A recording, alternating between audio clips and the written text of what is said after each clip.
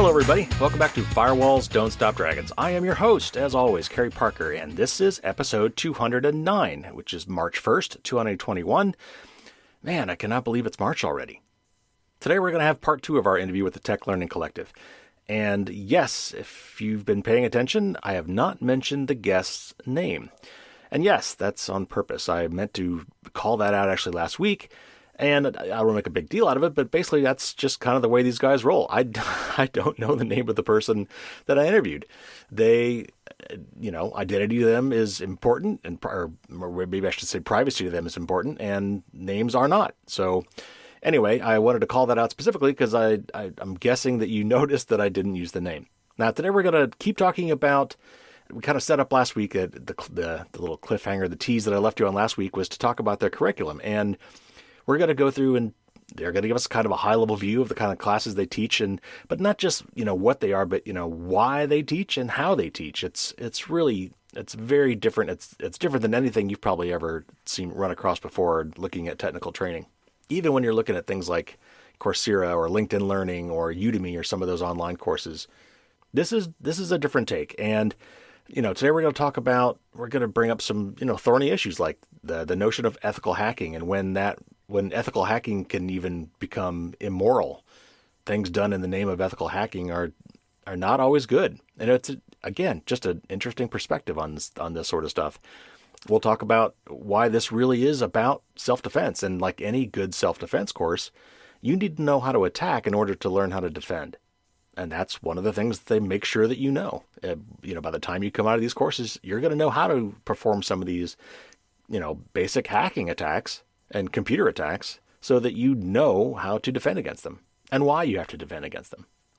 And we're going to talk about how computer knowledge and lack of computer knowledge can create a huge power imbalance between, regular people and maybe authorities or people who wish to do harm, and how these classes can help to balance those scales.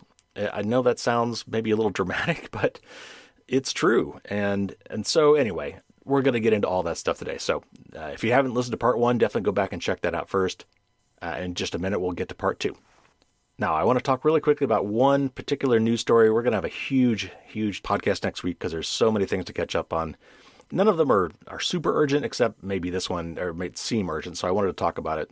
And that is this new Mac malware that has been going around in the news. It's called Silver Sparrow. I don't know where they get these names. Actually, I think Red Canary was the name of the company that found it, so I guess they get to name it. And of course, if the name of your company is Red Canary, you're probably going to pick some sort of a bird name for these things. So anyway, it's very interesting. I can't remember if we talked about it last week, but I'll just go over it quickly now.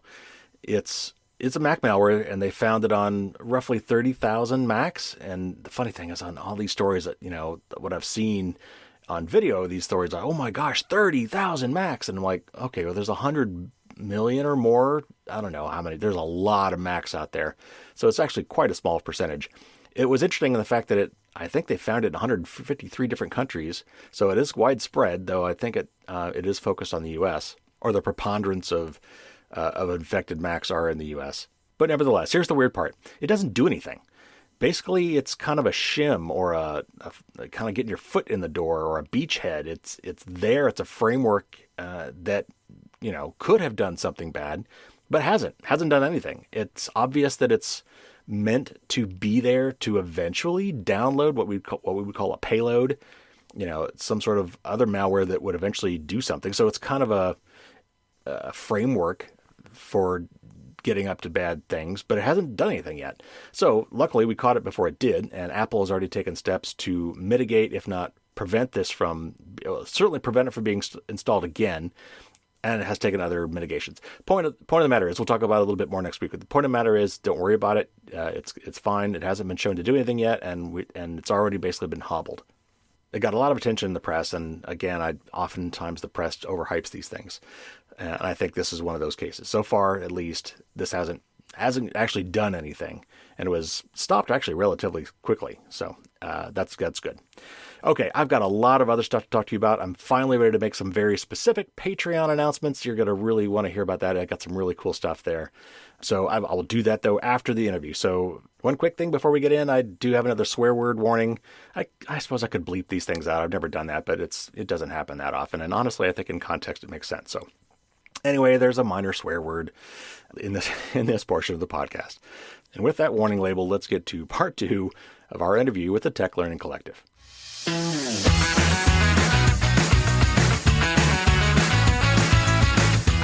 For the audience's sake, walk through like at a high level your curriculum and talk about the different levels that it addresses, because I know that you've got different levels of courses, and there are definitely courses in there for the people that might be curious about things that are more high level and not the nitty gritty parts. Yeah, so I'm going to try and do this from memory because there's a lot of workshops. I think we have like 38 separate workshops now that we offer. For what it's worth, we also offer courses and workshops, and these are not the same. So we have sort of 2 tracks where you could be a student with us. The easier one, the sort of the more ad hoc or a la carte one, is just to take workshops. These are public events that you can come to. They are sometimes free, sometimes often low cost, by which I mean like $25-ish at a sliding scale price range. And they cover the entire curriculum that the courses do. So the material is the same, but it's presented in 2 different formats. The courses are intended to be intensives, and they really are intensive. So like we hope that the people who come to them are going to commit for the entire period. It's usually a month or 2, usually about 1 class per week. And it's a long class. It's like 4 to 6 hours per class. So that's a lot. That's a real commitment. We don't run those super often because we want to have enough people to make it A, worthwhile, but B, so that you have other peers in your class, right? Like it's a little bit awkward to just be with a single other person, who knows a lot more than you. The whole point is to create a mutual self-education environment, which is how Tech Learning Collective started, actually, back in 2015. It was basically just a bunch of us who were trying to figure all this stuff out together. Some of us had more experience than others, but the point was to do so as a community. And that's really, really important for the goal, right, which is not just to know this, but then to make use of this in a community setting, to make it meaningful in your life in the day-to-day. And that's also not, just out of some principle. That's because if it's not useful in your day-to-day, you won't remember it. It's like going to another country, right, and not having spoken the language. If you're there in the country and it's suddenly very important that you know how to say things like, where's the bathroom and how much does this apple cost, you will learn very quickly and very well, and it will stick with you because you'll have those memories. So that's what we're trying to do in the courses. Now, again, that's a lot of commitment, and we don't expect everyone to be able to do that, nor to be able to afford that necessarily. And it's also, of course, a lot more of a strain on our team. So we also offer workshops, which are a la carte. They're billed as an hour and a half, but they almost always run longer. I can attest to that. Yeah, because it's fun for us to do, and a lot of people have good questions.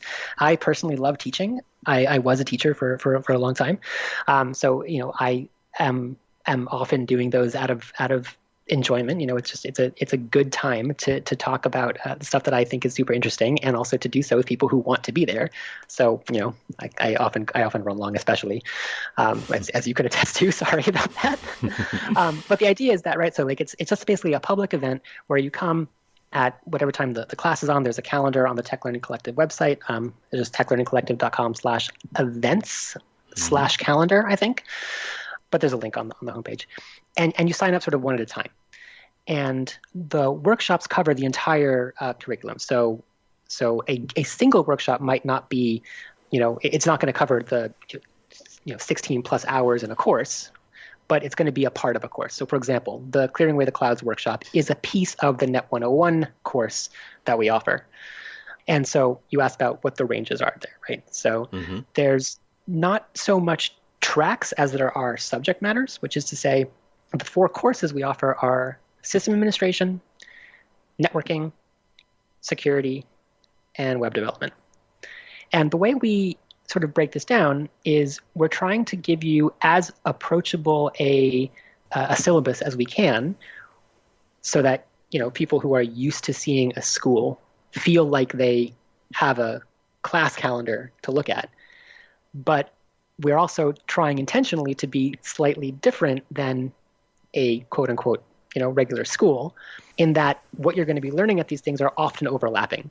So if you come to, for example, the SIS 101 course, System Administration course, you're going to get a lot of security and networking content. Mm-hmm. You're going to get a lot of system administration stuff if you go to the networking course. Right. You're going to get mostly networking, but you're going to see a lot of the other stuff too. And the reason for that is because of, again, it's all driven through these practical examples.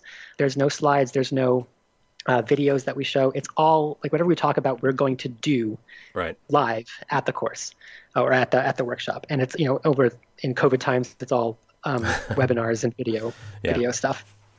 So it starts really at the beginning. I mean, in the very, very, if you wanted to take things linearly through the material, and again, we actually advise against that because A, there's too much, and B, most people are not interested in the beginning stuff, right? Most people are interested for a given reason. And whatever that reason is, we probably have a workshop related to it. And we want you to start there, even if it's like, advanced hacking or whatever. Like start there because that's going to get you excited. Mm-hmm. And it's important that you're excited if you want to continue. If you are bored in the first 5 minutes, right, because you decided to start at the beginning because you're a completionist in that respect, you're probably not going to get very far, and that's going to be a shame because you could have gone so much farther if you just did the thing that's exciting for you. So we hope that people find their own pathways through the workshops that we offer. But for what it's worth, if you really, really, really did want to start, like, I don't know where I want to go, I don't have a pre-existing interest, I'm just kind of curious and want to check it out, then the place to start is the System Administration 101 course. And if you're starting in a workshop, it would be the Taming Daemons, the Basics of System Administration workshop. And the reason that's the place to start is because at that workshop, we actually begin the conversation by talking about what a computer does.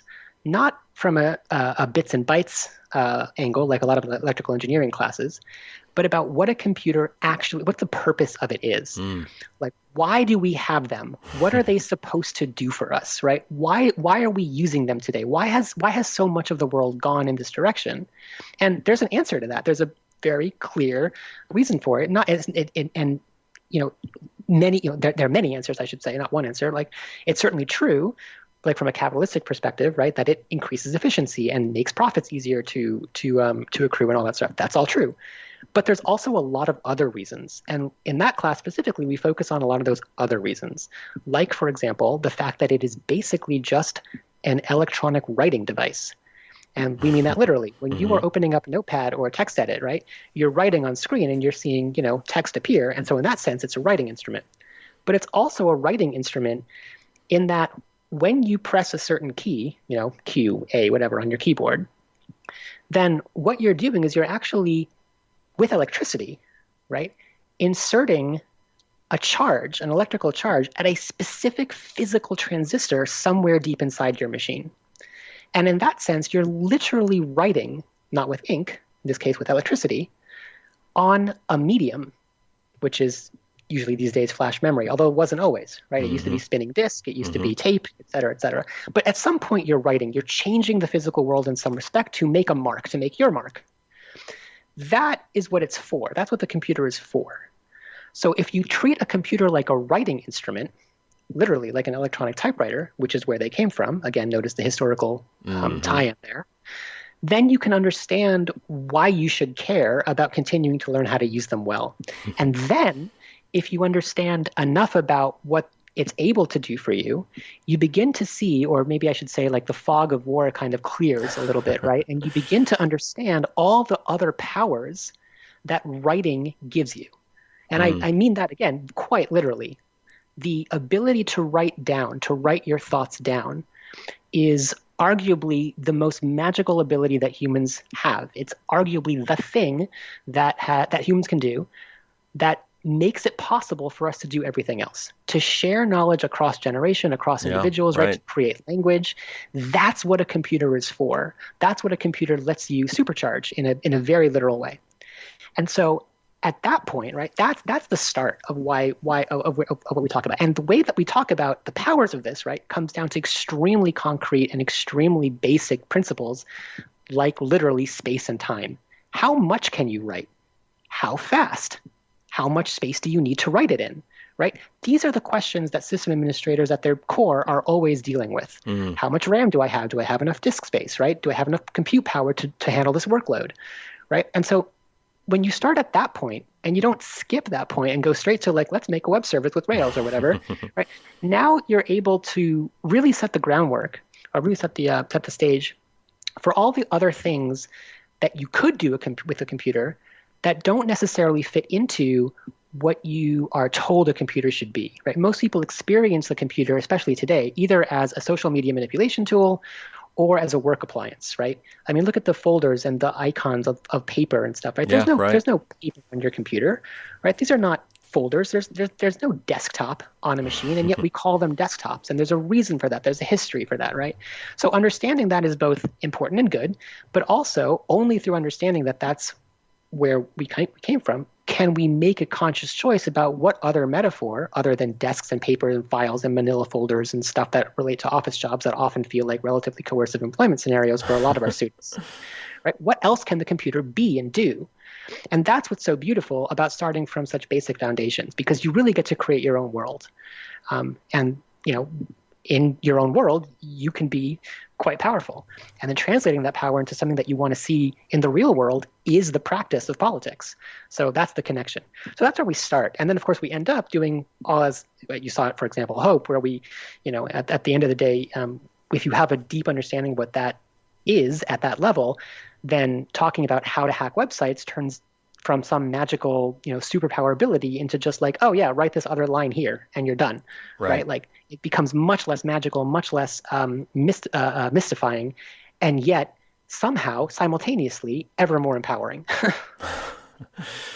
So I really like the analogy you made. In fact, I was going to bring it up myself because I had the exact same thought, and that it's, again, one of the qualitative differences between your approach to than maybe other certainly regular college courses and things is you need to know this stuff for a purpose. Like this is not going to be your career. You're not going to be doing this for someone else for making a paycheck. You could, and a lot of people do, including myself. Yeah. But you're much more focused on this is something you need. These are skills or understanding you need for something very practical, for something you need for yourself. And it's a difference between taking a crash course in conversational Spanish because you're traveling there, you're going to spend, you're going to do a summer abroad or whatever, versus taking Spanish as a language more from, grammar and history. And, while that has its place, it's not what you need. It doesn't fit your particular use case.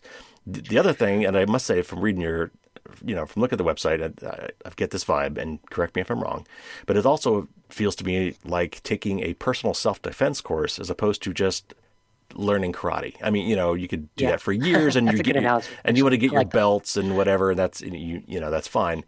But if you are in a bad neighborhood, if you are feeling particularly, if you're being stalked, if you're in a marginalized group, and you feel the need for physical protection, you need to know how to protect yourself in any way, without getting into the history of the martial art or I don't need a belt, I don't need a color, if I'm in a situation, I need to protect myself. So I definitely get that vibe. And if I'm not too far off, I'm curious to know, you must have stories to tell, and obviously without naming names, but there must have been situations where you've actually made significant, true real life security impacts on people's lives. Yeah, I don't want to talk too much about the details of that, but you're right. The analogy to a self-defense class is actually really apt, because look, if you have to fight dirty to survive, we want you to fight dirty to survive, right? Like the goal is not to follow the rules. The goal is to get shit done and be okay. And if you need the kinds of things that need to know the kinds of things that we're teaching for reasons of security, you probably have some shit going down. Sorry, I don't know if I can say that, but this podcast. But there's stuff that you need to you need to be mindful of that behooves you to be careful about, right? Mm-hmm. So this also speaks to the history of the group. I mean, again, it started as a political project. The core of us who started this back in 2015 and 2016, as I was saying, this grew out of a number of far-left activists who were involved in Occupy Wall Street and in some, in political projects that were that were of the time, I should say. And so, you can imagine that means that, we have some personal experience with the need for this kind of self-defense online. It's become much more commonplace that someone might need such defense than it was in, for example, the early 2000s or the 2010s when some of us began being political actors in our lives and in our communities, right? So that's part of it, is that there's a recognition there that what matters here is not that you know facts or can pass tests or can get licenses or can prove to an employer, on a resume that you know your shit, right? What matters is that you're okay. And at the end of the day, that you have what you need to get done whatever it is you need to get done and to do so safely. So that is absolutely the focus. I also like the analogy to a self-defense class because unlike a lot of, I don't want to get too, what I'm debating saying is like there is there's a phrase in the InfoSec sort of hacker world, right? You've probably heard of it. It's called ethical hacking. Without getting too ranty about the politics of that, right? It's a good example of something that has a name that when you are in a situation that is truly impacting your life in the way that we've just described, like potentially your literal livelihood, the notion of, ethical hacking, the way it's defined in the hacker community becomes a little, how shall I say, superficial, right?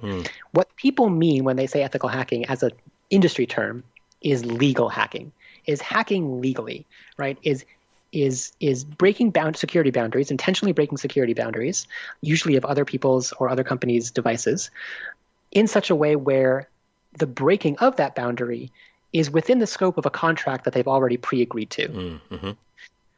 That's, it's a business, it's a thing that happens in the world. Like, I don't have any problems with that per se, but ethical hacking under that terminology, right, also includes a ton of really unethical stuff, like some really shady, not great stuff that happens totally legally, but I would very much challenge anyone to think that it's ethical. Celebrate being a great example just recently, right, of a company that's sweeping up, that's selling the ability to vacuum up users' phone data during relatively specious border checks. Is that ethical? Very hard to make that case, right? So, and yet, right, that is absolutely something. Like Celebrate employees are ethical hackers in a number of different ways. They're doing pen tests on Apple devices. They have pen test divisions, this kind of stuff, penetration test divisions, and so on. So, the point that I'm trying to get to is, it's one thing to use a term like that, right? But it's another thing to do the thing that the words mean. And for us, what's important is that when you're able to do something on a computer, like, for example, going to a class of Introduction to Exploiting Web Applications, right? The reason that we had that class was not to help you do unethical things under the protection of a legal contract, i.e. ethical hacking, right? The reason that we teach that class and the focus of that class is, here is how your website could be attacked, and here's what you need to know to protect it. Because if you can't see a punch coming, there's no way you're going to know, having taken a self-defense class or not, what to do to defend against it. You can't block a punch if you don't know what a punch is. So the other sort of political angle of this of this approach to teaching is, when we talk about security stuff, we don't just do so from the reactive standpoint, right? We don't just do so to say, well, here's how you raise a shield. We say, right, here's what an attack looks like, and here's how to do it. Because if you can do it, then you have a much better understanding of what to do to defend against it. And this is actually more important in the digital realm than it is in the physical realm. I know your prior guests, I talked about this a lot. I know Bruce Schneier talks about this a lot, right, where he mentions how much more advantaged an attacker, an offensive security posture is in the digital world, right? And that's because, for all the reasons that he described, I don't necessarily want to get into that as well, but the idea is that it is very, very, very, very difficult to create a defensive security posture without having constant awareness of what attacks you are vulnerable to And the only way to have that awareness is to actually know how to do those attacks. Right. So, and it turns out, again, as we said earlier, right, those are not as hard as you think they are, which is what freaks the hell out of government agencies, right? The fact that an individual can do that is scary and should be scary if you already have a lot of power, right, that you want to maintain. Right. So it makes total sense that that companies and governments are worried about it. It also makes total sense why the function of a security industry is to retain that knowledge within the minds of a set number of people whom they have pre-vetted, right? Now, I don't have a problem with trying to do what you can to prevent dangerous people from doing dangerous things, but my point is that in the doing of that, a lot of people who could benefit from that knowledge, like who could have used a SANS security course, who could have used, right, like an OCSP certification, not to get a job, but to be okay in their daily livelihoods because they are actually under attacks, don't end up able to get that knowledge because of barriers in jargon, barriers in culture, barriers in the amount of money it takes to learn these things, right? I mean, like those courses are thousands and thousands of dollars. And it's just incredibly difficult to sort of break into that. And they already assume a ton of knowledge. And so what we're trying to do is we're trying to move that sort of security training, right, from the last thing that you do to the first thing that you do without necessarily dumbing it down, without making it seem like we're making the entire concept or the entire subject matter childlike, right? We're going to do the same things that those SANS courses and those offensive security professionals do, but we're just going to do it whilst explaining every step of the way. And admittedly, that's a lot of stuff to explain. But for those of you, listeners who for whom that is the kind of approach that seems exciting or interesting, right? That means that you get access to a piece of knowledge that is otherwise incredibly guarded, both legally and socially and culturally and financially in all these other avenues. And that's, I think, part of what makes this so unique and so important to do specifically in the context of having a political student. Well, I'm glad we got to that point because I really wanted to drive home how important the work is that you guys are doing, and so obviously we kind of started off talking about just interested in knowledge and learning how computers work, and while that's all interesting and obviously anybody in the audience who has that that level of interest should definitely check out your courses, I also wanted to establish how important the work is that you guys are doing, and so.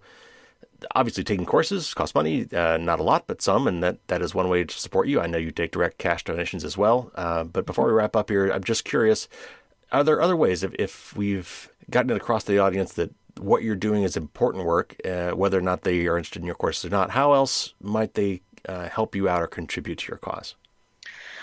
Well, I mean, I think the most direct thing is even if you're not, even if you don't fancy yourself someone who is somehow capable enough with computers, I think you should give a workshop or two a try, right? Workshops, as I said, there's like, sometimes we offer free just sort of weekend events. More often than not, it's usually about $25 to pay for an instructor's time to come to a workshop.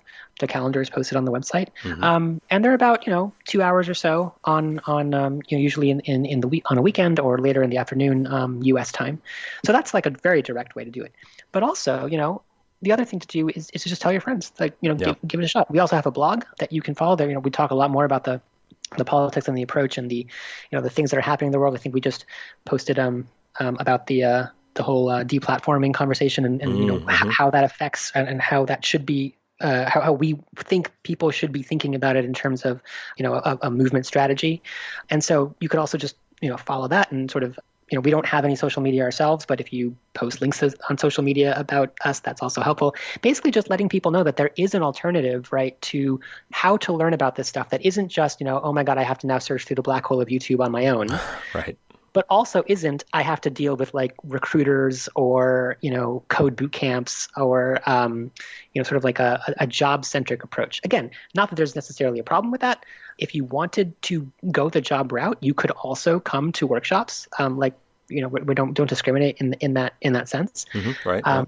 But the goal really is, right, to make it possible for people who who already, have a thing they want to do in their life and who just want to know what to do with the computers in their life to help them do that thing, right? And so from that perspective, it's everyone else, not the people who are looking to get technology jobs that we're hoping to attract.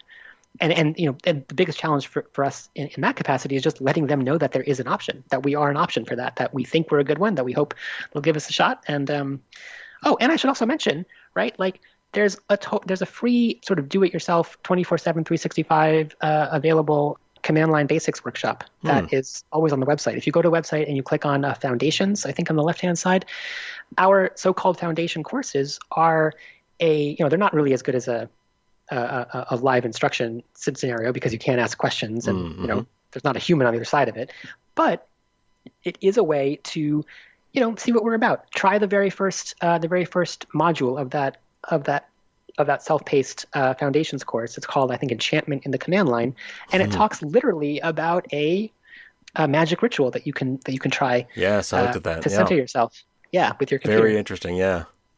So that gives you the flavor, right? That gets you the sense of like, what is the difference here? Like, I want people to understand that there's like two primary sort of currently existing branches of the how do I learn about technology tree, right? There's the job stuff and the code boot camps and the recruiters and the college courses and so on. And there's also like this sort of branch of community education that's happening amongst primarily policy and political discussions, right? Where you're going to like a library, you're having a discussion with people. We're trying to be a third option, which is that far more kinetic, far more experience-based, live at the keyboard, right? Workshop, but that isn't then simultaneously encouraging you to make a LinkedIn resume. Right. So what about donating time, or what about donating books or old computers or things like that? And I know you're located in New York City. Do you have branches in other cities? I know we're talking about the after times, whenever this, pandemic is, goes down. But I mean, when it comes to things like that, are there other ways that we could help out? We talked about that a lot internally. And so, we don't want to say no, because anyone who wants to help is appreciated, right? Like that's it's nice. It's nice to get that kind of support. However, being computer people, there isn't a lot of stuff to do. Right? Like we've already automated the entire process. So when you sign up for a workshop, it's not like a human is answering your email and sending you a ticket. Like that's all done. You know what I mean? When we schedule a new course, it's not like we have a lot of administrative work to then, do data entry. Like a teacher simply says, I'm available at this time. And from their calendar, there is an event created on one of several platforms that we use to host webinars. And that's just a press of a button. And I don't say that to discourage people from offering to help. I mean, you can certainly, email us at techlearningcollective@riseup.net and ask and see, if there's anything that we need. For what it's worth, we're currently sort of trying to make more regular a sort of writing crew within the core group, so we have more outreach. So send us tips, that kind of stuff. Like that's certainly welcome. But the reason I do bring it up is because it's an example of what can be possible, right? Like we're not a lot of people, but we don't have a ton of, everyone has, well, most people, I should say, not everyone, but everyone who's involved, has something else going on. If it's not a day job, it's another project or a political goal or something. And yet the school is mostly relatively easy to operate because the processes are already sort of worked out and they're written out in code. So that I hope serves as an example, right, of what could be the case for other people as well, and what we're trying to help people do, because that's the point of having the computers, right? I don't want to sit here making calendar events all, for an hour, so I don't need to, because I just have my program do it for me. Yeah, and that could be possible with many, many, many other small organizations or community projects. Right? If only people had more dexterity, like I talked about earlier, with manipulating digital things. Yeah. And so that's the goal, get them to do that. And so in that sense, we don't really have need for volunteers or, there is no physical infrastructure that we are lacking. A lot of our internal infrastructure runs on Raspberry Pis, which are super cheap Mm-hmm. $35 computers. Yeah, I love those things. Yeah, primarily they are behind Onion services, so that's just for the internal crew. The public stuff is all on, cloud-hosted services that are low cost or free. And so, I guess the most direct thing on that front is like if you see a typo, fix it on GitHub if you can, or send us an email, let us know that there's something like a broken link or something. But we don't really have a lot of need for volunteers in that logistical capacity because, again, so much is digitized. Oh, and we have a newsletter that you can join. It's just an email newsletter that sometimes gives you occasional discounts, mostly highlights from our blog and an event list for what's happening in the upcoming week. And you can subscribe by clicking the click here to subscribe button on our homepage. Well, thank you so much for doing what you're doing. Thanks for coming on the show and talking to us all about this. It's really very interesting stuff. And I'm glad you guys are out there doing it because I've run into all the other educational things that you mentioned, and yours was unique. Well, thank you so much for having us. And I really appreciate getting the chance to be featured on your podcast.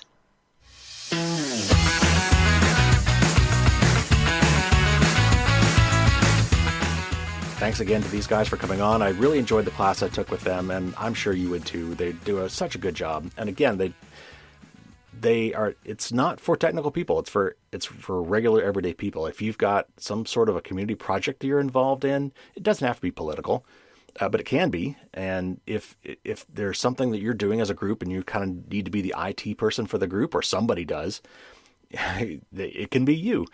And these classes are actually quite interesting, even just beyond the technical level. Just getting some of the history behind how things work and why things do what they do today really gives you a different perspective on these things. So great classes. I highly recommend you check them out. If you want to support these guys, because they are doing some important work, take some classes. That puts money directly in their pockets, and it helps them, keep going. Tell other people about it as well. Maybe you share this on social media. Sign up for their newsletter. I signed up. It doesn't come out that often, so it's not going to really fill up your mailbox. And of course, they do take money. So if you want to throw them some money, I'm sure they would much appreciate that. All right. I've been talking about this for a long time, and I'm finally ready to actually launch some of these things that I've been talking about on Patreon. So if you don't know, Patreon is a way to become a patron, to actually subscribe and provide direct financial support to people like me who are doing things that do cost time and money as a way to say, thank you, or to help them keep doing what they're doing.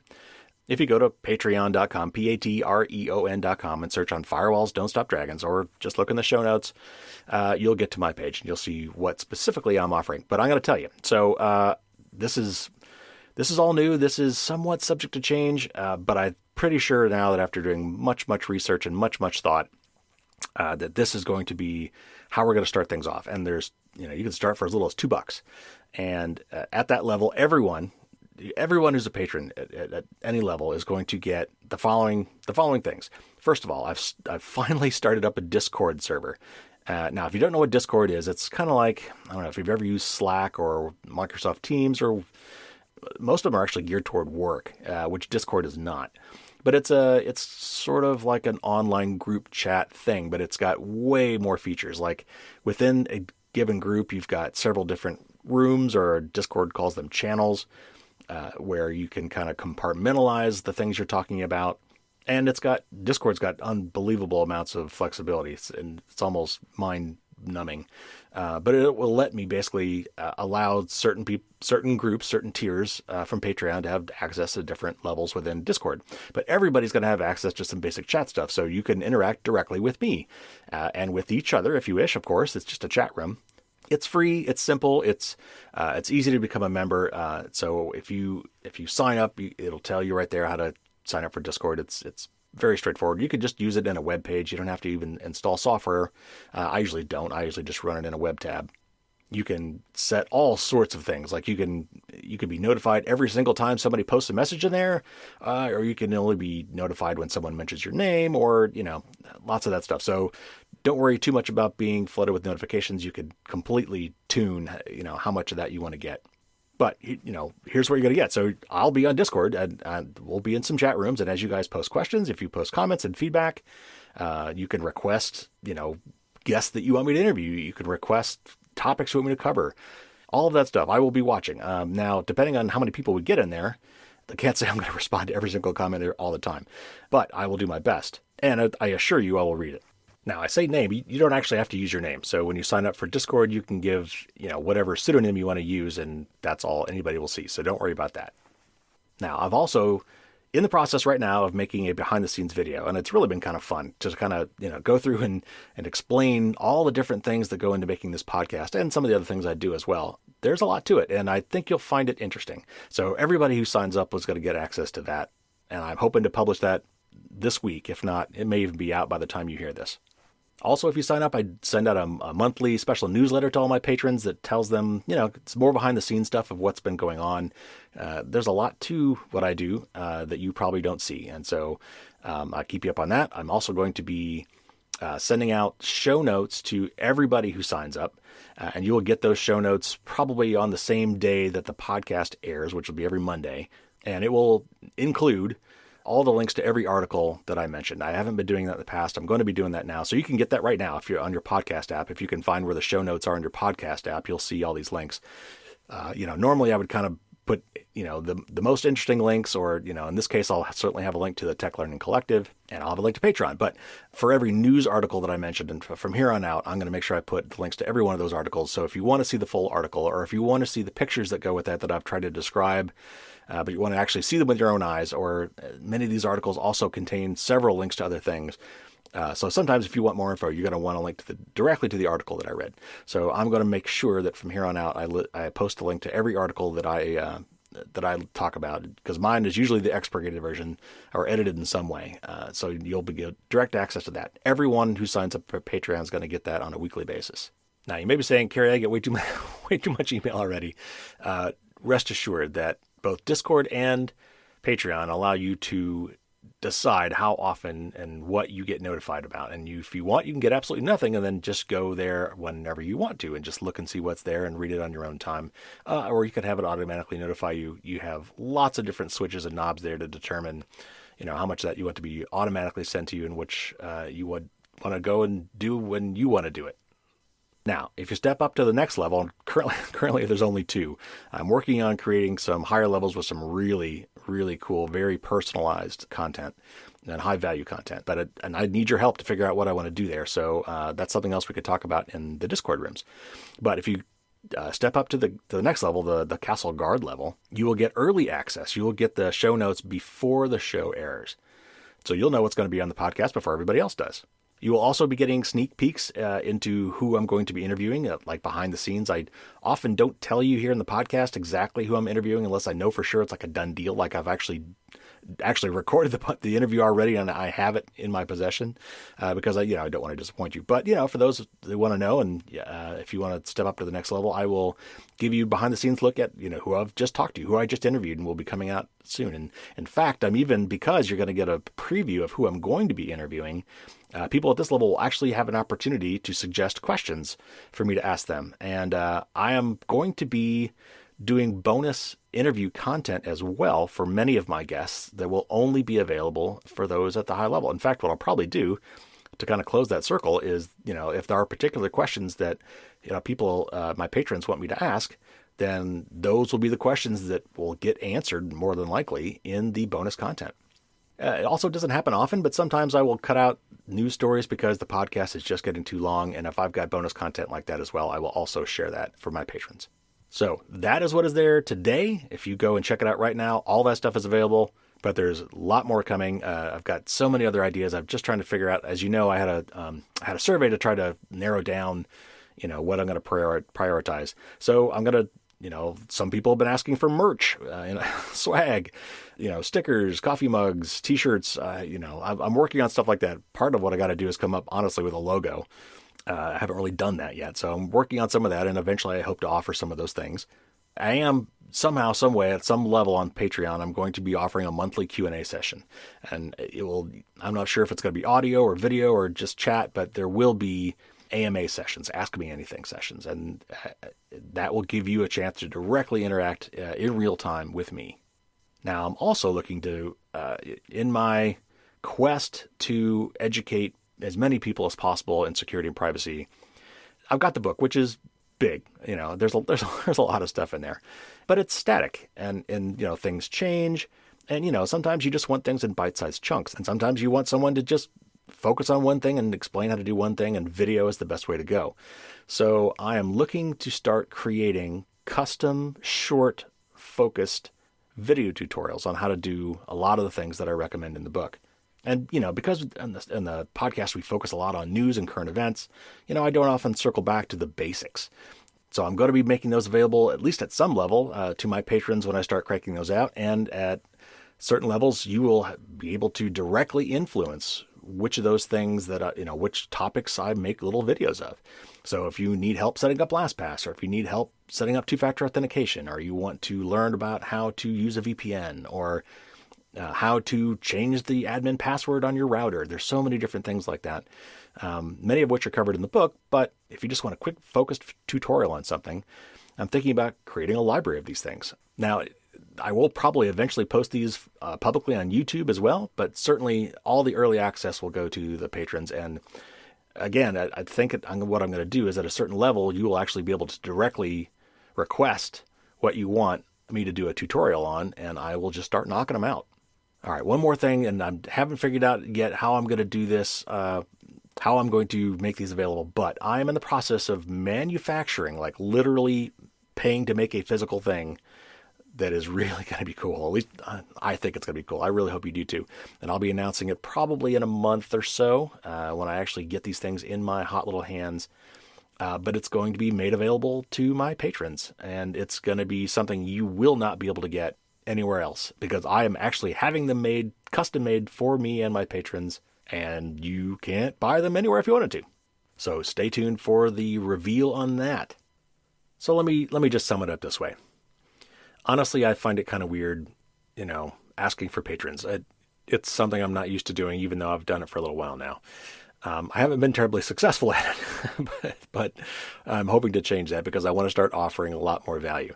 So I've been doing this podcast for, 4 years now? I think I'm actually coming up on the 4-year anniversary, and I have no plans to stop doing it. I enjoy doing it. I really like being able to get this message out, and I really love interviewing people, so I'm not planning to stop doing that. What I really want to do is, now that I'm retired, I want to do more. I want to do even more cool stuff. And to do those extra things, I think the way I'm going to plan to do that, at least initially, to kind of kickstart and fund those things, is through Patreon. And then eventually a lot of that stuff will filter out to my, free YouTube channel and things like that. But I want to give those of you out there that want to really support directly what I'm doing and actually have an influence on what these things are, and certainly maybe how I prioritize and bring these things out. That is the value proposition that I want to offer. So this is just the beginning. Check it out, see what you think. And if you want to get involved, get in there, sign up for even the lowest level, and we'll start talking about this stuff on Patreon. And I'd love to get your feedback and work with me to figure out how best I can serve you guys. All right, so real quick, let's talk about what's coming up. We got a big news show coming for you next week. Lots of different updates, with Google and Facebook and Apple and Firefox, and lots of big names in the news. I'll probably talk about what's going on in Australia with Facebook and Google and the law they just passed there. There's a lot. Apple's got more privacy stuff coming, and Facebook is pushing back hard again. Google's talking about getting rid of third-party cookies. Firefox is already doing it, and what that means, there's a lot of stuff to talk about, and so we'll get into that next week.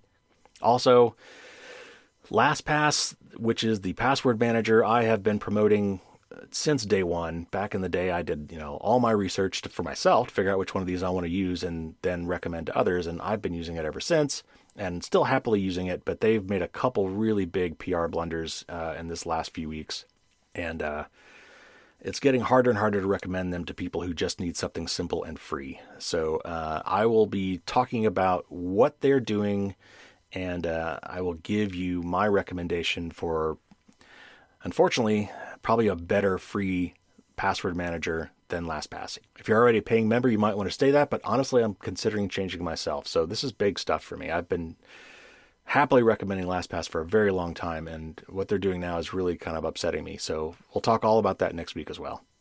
I still have 2 interviews already in the can, one with Phil Zimmerman, the creator of PGP, and one with John Davison from EPIC, the Electronic Privacy Information Center. That will actually be next, and then that'll be followed by the interview with Phil Zimmerman, always an interesting guy to talk to.